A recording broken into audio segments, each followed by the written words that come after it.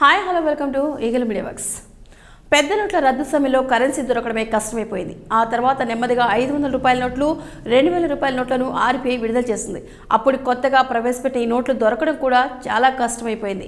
క్రమంగా నోట్ల రద్దు ప్రభావం తగ్గిపోయింది. విరివిగానే 500, 2000 రూపాయల నోట్లు దొరుకుతున్నాయి.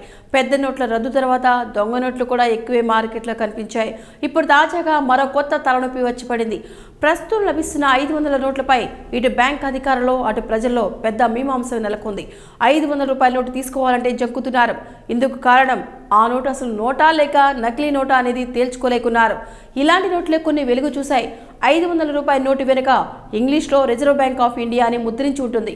అందులో అక్షర దోషాలు ఉండడంతో అసలు నోటు నిజమా కాదా అనే అనుమానం కలుగుతోంది ప్రజలకి. ఇలా ఒకటి కాదు, కొన్ని 500 నోట్ల కట్టలో ఇదే తప్పిదం దర్శనమిస్తోంది. ఇదే ఇటు బ్యాంక్ అధికారులను అటు ప్రజలను కన్ఫ్యూజన్లోకి నెట్టేస్తోంది. ఈ కన్ఫ్యూజన్ నుంచి ప్రజలను బ్యాంక్ అధికారులను కేవలం రిజర్వ్ బ్యాంక్ ఆఫ్ ఇండియా మాత్రమే గట్టెక్కించగలదు. ప్రింటింగ్ పొరపాట లేక ఇవి తాము విడుదల చేసిన నోట్లు కాదని స్పష్టత ఇవ్వాల్సిన బాధ్యత రిజర్వ్ బ్యాంక్ పై ఉందని బ్యాంక్ అధికారులు వెల్లడిస్తున్నారు.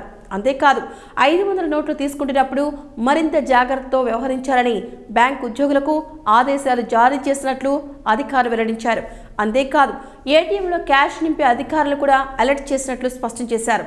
ఇదిలా ఉంటే national investigating agency special task force బృందాలు 2000 నోట్లకు సంబంధించి దొంగ నోట్లను గత ఏడాది భారీ ఎత్తున స్వాధీనం చేసుకున్నాయి.